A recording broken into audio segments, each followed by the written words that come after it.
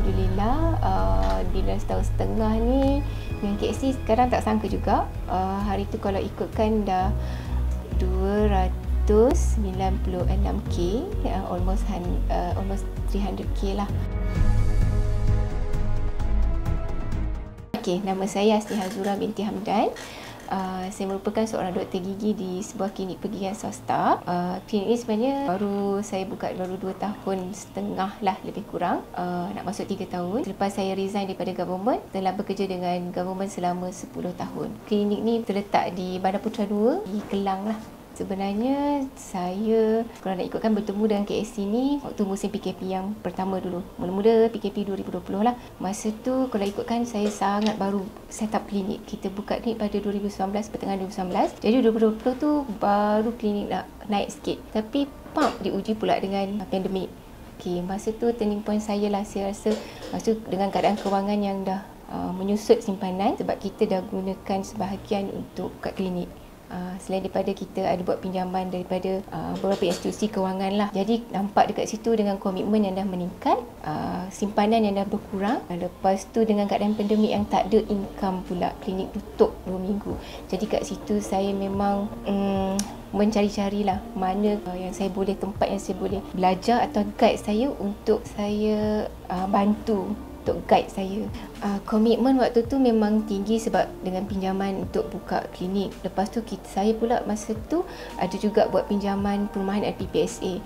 Jadi itu sebenarnya itu yang paling mengganggu fikiran saya pada masa itulah, sebab tak ada jalan yang spesifik saya nak buat untuk saya uruskan pinjaman perumahan tu.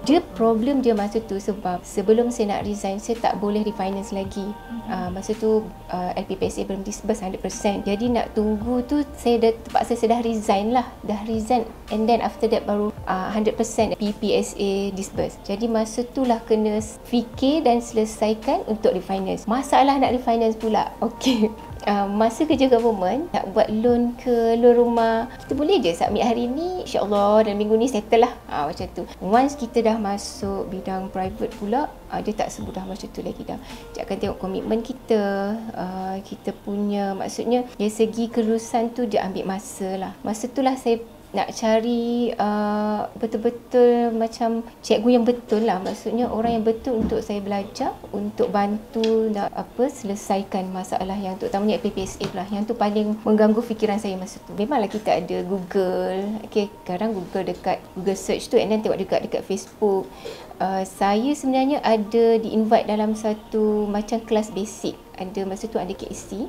Masa tu yang saya join masa tu pun sebab KP awal kan klinik tutup kan 2 minggu. Jadi 2 minggu tu lah saya memang penuhkan untuk cari kelas, belajar, survey, cari guru-guru ataupun mentor lah yang boleh bantu saya, yang boleh guide, yang boleh saya cari idea macam mana saya nak solve saya punya problem tu. Macam mana dekat hati. Okay, dia tak semudah tu juga sebabnya banyak dekat macam dekat website ke apa kan, cikgu-cikgu kewangan kan. Jadi kita nak pilih ni pun sangat macam tricky juga. Saya rasa macam ni betul ke, yang ni betul ke, ni kita buat ni tak jadi, nanti bayar saja. Lepas tu kita spend lagi duit dengan keadaan kewangan kita yang dah agak merosot sikit ni kan, dah kurang baik status kewangan tu. Dan masa sama kalau kita keluar duit lagi tak ada apa-apa, tak ada apa-apa output. So kita tak nak macam tu juga. So banyak benda yang saya bincang dengan husband, terutamanya je lah banyak support. Kita orang go through dulu apa yang macam KSC offer, macam apa yang ilmu yang dia share masa kelas basic tu.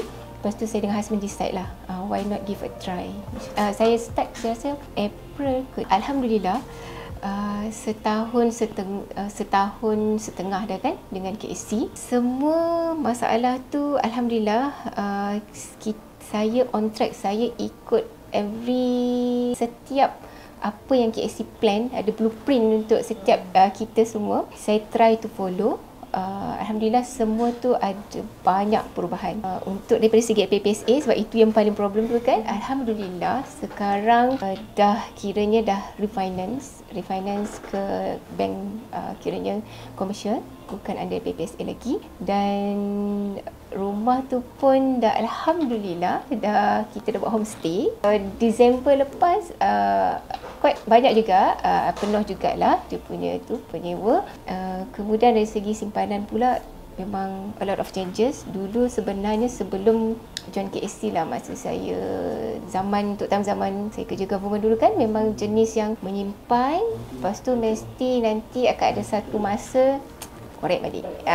Itu. Tapi alhamdulillah bila saya dengan KSC ni, habit macam tu dah slowly lah kita dah tak ada lah. Kalau simpan tu simpan. Okay, alhamdulillah juga lepas dengan KSC ni kita dapat beli bangunan sebenarnya.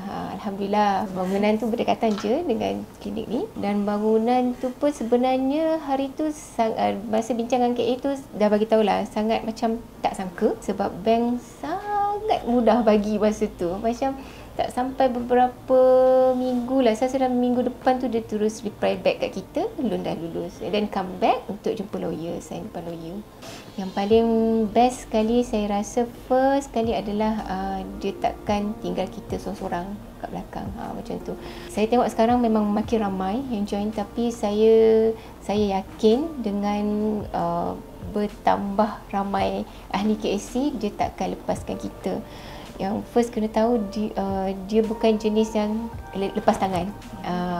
Once dia dah guide tu, dia akan pastikan kita keep on track. Alhamdulillah, bila setahun setengah ni dengan KSC, sekarang tak sangka juga hari tu kalau ikutkan dah 296k, almost 300k lah. Kawan-kawan, sahabat-sahabat kat luar kan, memang saya dulu pun terfikir juga, scammer ke dia orang ni kan dah bayarkan, tak kita tak ada apa-apa progress pun kan. Tapi yakinlah, kena macam saya dululah, saya surrender sebab saya memang tak tahu nak buat apa. Kena cuba bagi peluang dekat diri untuk buat tindakan. Ada benda yang magic. Jangan ingat KSC magic, dia boleh tiba-tiba duit kita pump naik macam tu, no. Semua tu lepas dia guide, kita kena bertindak. Setahun dah saya bersama KSC, setahun lebih, dan alhamdulillah KSC ni proven lah.